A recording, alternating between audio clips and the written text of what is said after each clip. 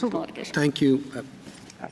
Thank you, Ms. Theodore. I just have a couple really quick questions. This may be along the same lines as Justice Alito's, but it does seem a little unfair to me that you're asking us to pick your opponents. I'd rather, in court, I'd rather have only one person arguing against me rather than two.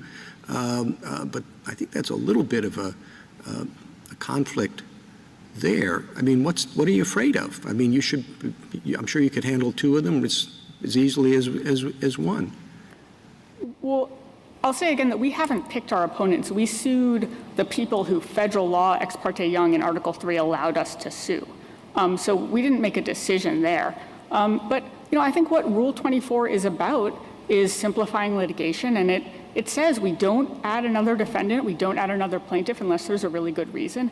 And here there isn't one. You keep saying we. I mean, the point is that it's a court interest, and the question is whether the court should be letting the state have the two representatives that under state law they say they should have.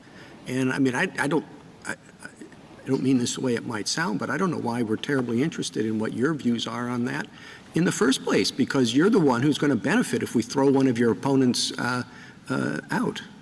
Well, I think Rule 24 is there to protect plaintiffs and defendants. It's there to simplify litigation. It's there to reduce cost and burden, and that's an interest that protects the litigants, including us.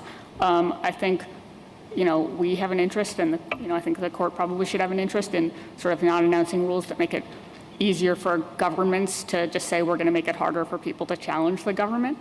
So I think we do, as plaintiffs, have an interest. Thank you. Justice Breyer, anything? Well, I'll go back to this once more.